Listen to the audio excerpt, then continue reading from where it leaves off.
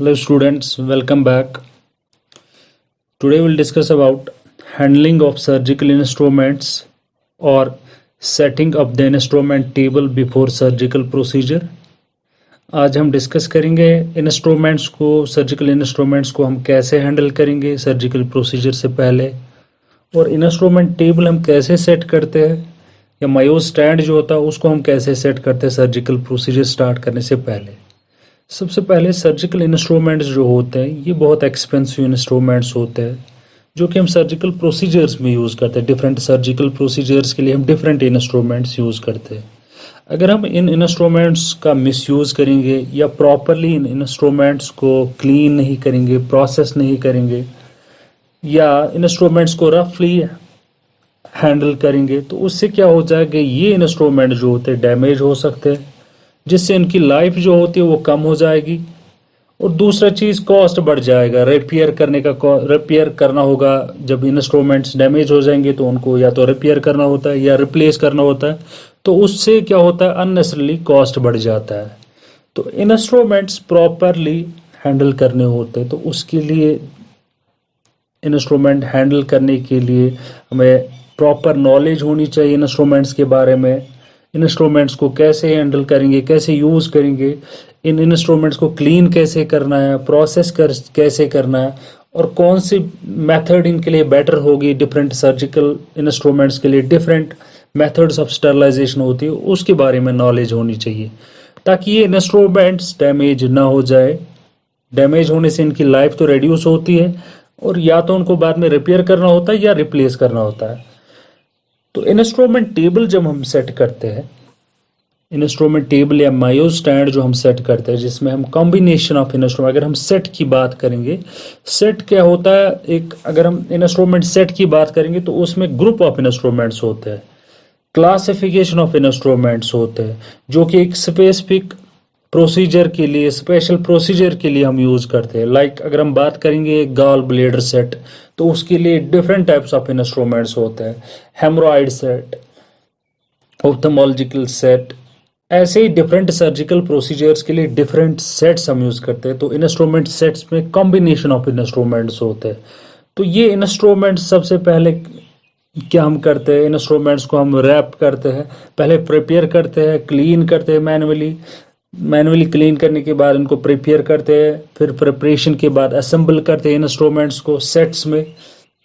Different types of instruments हम रखते हैं और उनको रैप करते हैं। रैप करने के बाद स्टरलाइजेशन करते हैं। स्टराइल हम या तो कुछ घंटे पहले सर्जिकल प्रोसीजर से पहले हम कर सकते हैं या कुछ दिन पहले हम सर्जिकल प्रोसीजर से पहले हम करते हैं, ताकि ये इंस्ट्रूमेंट्स ड्यूरिंग सर्जिकल प्रोसीजर एक तो ड्राई हो और कूल हो, सेफ हैंडलिंग के लिए। ये तो ड्राई होने चाहिए और कूल भी होने चाहिए। और इंस्ट्रूमेंट्स जब हम कुछ इंस्ट्रूमेंट्स एक्स्ट्रा हम रखते हैं एक सेट में, जब हम मायो स्टैंड या इंस्ट्रूमेंट टेबल सेट करते हैं, कुछ एक्स्ट्रा इंस्ट्रूमेंट्स इसके अलावा हम उसमें लगाते हैं जो कि सर्जन की प्रेफरेंस के मुताबिक सर्जन कहता है कि वो इंस्ट्रूमेंट चाहिए एक्स्ट्रा, तो वो इंस्ट्रूमेंट हम उसके साथ ऐड करते हैं। या उस इंस्ट्रूमेंट को हम सेपरेटली पहले स्टराइल करेंगे, जब सर्जन बताएगा कि कल सर्जिकल प्रोसीजर के लिए मुझे ये इंस्ट्रूमेंट एक्स्ट्रा चाहिए, उसको हम या तो हम सेपरेटली स्टराइल करेंगे रैप करके, या उसी सेट के साथ हम स्टराइल कर सकते हैं। अब जब भी इंस्ट्रूमेंट्स, अभी एक टेबल सेट करना है, मायो स्टैंड लगाना है सर्जिकल प्रोसीजर से पहले, स्क्रब पर्सन जो होता है वो काउंट करता है जितने भी इंस्ट्रूमेंट्स वो ओपन करेगा, स्पंज रखेगा, शार्प इंस्ट्रूमेंट्स रखेगा, ब्लेड्स होंगे, नीडल्स होंगे, उनको काउंट करेगा। जितनी भी सप्लाईज वो टेबल के ऊपर रखता है उसको स्क्रब पर्सन जो होता है वो काउंट करता है सर्कुलेटिंग नर्व्स के साथ।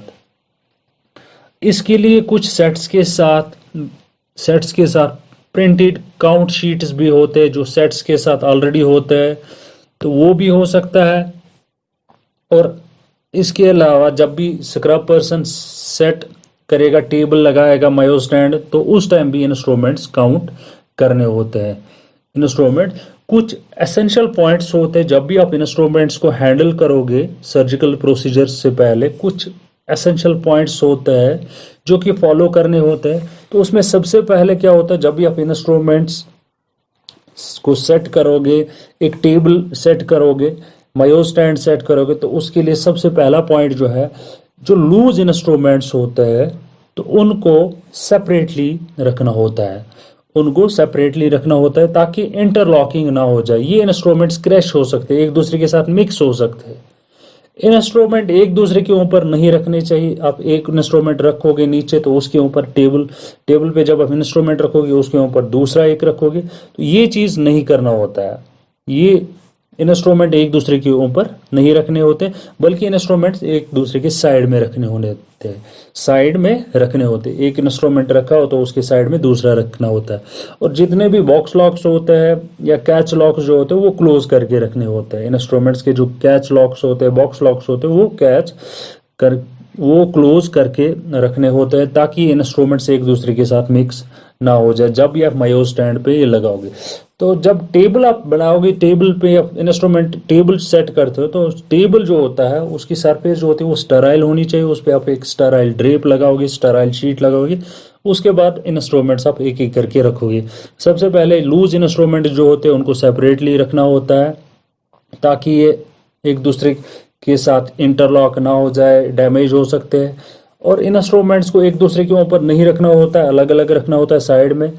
बॉक्स लॉक जो होते हैं, कैच लॉक जो होते हैं, वो क्लोज करके रखने होते हैं मायो स्टैंड के ऊपर ताकि इंस्ट्रूमेंट्स एक दूसरे के साथ इंटरलॉक ना हो जाए। माइक्रो सर्जिकल इंस्ट्रूमेंट्स या डेलिकेट इंस्ट्रूमेंट्स, ऑप्थेल्मिक इंस्ट्रूमेंट जो होते हैं उनको सेपरेटली हैंडल करना होता है। क्योंकि ये डेलिकेट इंस्ट्रूमेंट्स होते हैं, स्मॉल इंस्ट्रूमेंट्स होते हैं, तो उनको रफली हैंडल नहीं करना होता क्योंकि ये डैमेज हो सकते हैं। तो इनको केयरफुली हैंडल करना होता है और सेपरेट रखना होता है। अगर आप टेबल पे इसी टेबल पे रखोगे तो एक साइड में रखना होता है इन डेलिकेट इंस्ट्रूमेंट्स को, लाइक ऑप्थेल्मिक इंस्ट्रूमेंट्स या माइक्रो सर्जिकल इंस्ट्रूमेंट्स। और टिप प्रोटेक्टर्स जो होते हैं, टिप प्रोटेक्टर हम कवर्स यूज करते हैं, उनको रिमूव करना होता है और डिस्कार्ड करना होता है। जब भी आप इंस्ट्रूमेंट टेबल सेट करोगे तो इनके जो कुछ इंस्ट्रूमेंट्स के जो टिप्स होते हैं वो रिमूव करने होते हैं, उनको डिस्कार्ड करना होता है। Metal to metal contact avoid करना होता है। स्कैल्पल जो होते हैं ये बेसन में नहीं रखने चाहिए क्योंकि स्कैल्पल ब्लेड जो होते हैं ये डैमेज हो सकते हैं, डल हो सकते हैं। तो वो चीज़ प्रिवेंट करने के लिए इनको मेटल बेसन के अंदर नहीं रखना चाहिए। और इंस्ट्रूमेंट जब भी आप सेट करोगे, दूसरा पॉइंट ये है कि आप इंस्ट्रूमेंट्स को, जितने भी इंस्ट्रूमेंट्स होते हैं लाइक सीजर्स होते हैं, फोर्सेप्स होते हैं, उनके जो ब्लेड्स होते हैं वो उनकी अलाइनमेंट आप देखोगे कि ब्लेड्स एक दूसरे के साथ प्रॉपरली क्लोज अटैच, जब आप क्लोज करोगे अटैच हो रहे, प्रॉपर अलाइनमेंट में है या नहीं है। और इंस्ट्रूमेंट्स वर्किंग कंडीशन में है, क्लीन है। अगर कोई इंस्ट्रूमेंट आपको लग रहा है सेट में अनक्लीन है तो उससे क्या होगा, तो पूरा सेट जो होता है वो कॉन्टेमिनेटेड कंसीडर किया जाता है। पूरा सेट जो है उसको रिमूव करना होता है। एक इंस्ट्रूमेंट अगर सेट के अंदर अनक्लीन होगा तो दैट मीन्स पूरा सेट जो है वो अनक्लीन है, कॉन्टेमिनेटेड है। और कोई इंस्ट्रूमेंट मॉल फंक्शनिंग इंस्ट्रूमेंट होगा जो कि प्रॉपरली फंक्शन नहीं कर रहा होगा, वर्किंग कंडीशन में नहीं है इंस्ट्रूमेंट सेट के अंदर, उसको रिप्लेस करना होता है और उसको लेबल करके रिपेयरिंग के लिए भेजना होता है। लेबल करके उसको रिपेयरिंग के लिए भेजना होता है और उसको रिप्लेस करना होता है दूसरे इंस्ट्रूमेंट, करेक्ट इंस्ट्रूमेंट जो होगा उसके बदले, जो फंक्शनिंग कर रहा होगा, वर्किंग कंडीशन में होगा, तो उसको रिप्लेस करना होता है उसके बदले। और स्कैल्पल ब्लेड जो होते हैं वो प्रॉपरली हैंडल्स के साथ अटैच होने चाहिए।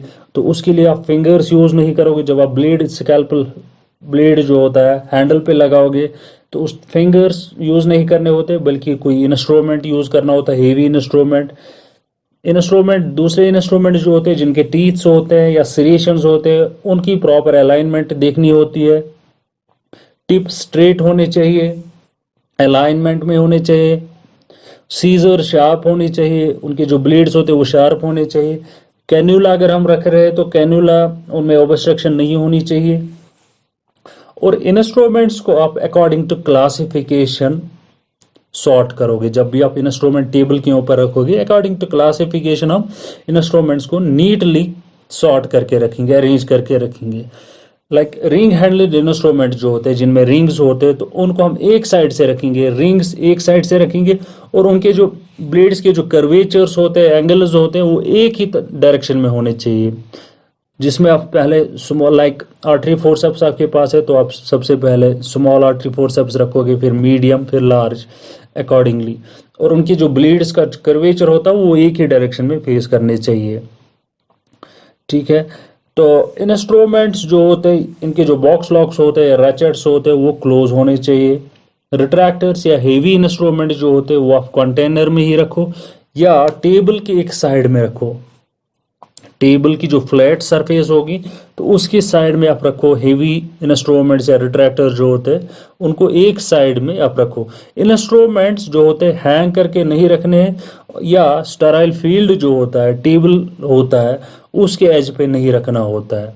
इंस्ट्रूमेंट्स स्टराइल फील्ड के एज पे नहीं रखने होते हैं या हैंग करके नहीं रखने होते हैं, या इंस्ट्रूमेंट टेबल जो होता है स्टराइल फील्ड के एज पे नहीं रखना होता है। कुछ इंस्ट्रूमेंट शार्प इंस्ट्रूमेंट्स होते हैं, उनके जो ब्लेड्स होते हैं, एजेस होते हैं, टिप्स होते हैं, उनको प्रोटेक्ट करना होता है, क्योंकि अगर ये किसी और सरफेस के साथ टच करेंगे तो उनसे ये डल हो सकते हैं, डैमेज हो सकते हैं। और दूसरा चीज़ का भी ख्याल रखना है शार्प इंस्ट्रूमेंट्स में कि ये स्टराइल टेबल कवर जो होता है, स्टराइल शीट जो होते हैं, उनको परफोरेट नहीं करने चाहिए, उनको कट नहीं करने चाहिए। अब जब भी आप टिप प्रोटेक्टिंग कवर्स जो होते हैं इंस्ट्रूमेंट्स में, इंस्ट्रूमेंट कुछ इंस्ट्रूमेंट्स की टिप्स जिनको हम कवर करते हैं तो उन कवर्स को रिमूव करना होता है। प्लास्टिक स्लीव्स जिसके लिए हम यूज़ करते हैं उनको रिमूव करना होता है और डिस्कार्ड करना होता है। इंस्ट्रूमेंट जब आप टेबल के ऊपर रखोगे उसके बाद इसको डिस्कार्ड करना होता है, ताकि ड्यूरिंग प्रोसीजर ये जो कवर होता है, टिप्स की कवर होता है, क्योंकि ये रेडियो ओपेक नहीं होते, ये पेशेंट की बॉडी में जा सकते हैं, तो इनको डिस्कार्ड करना होता है, इनको डिस्कार्ड करना होता है।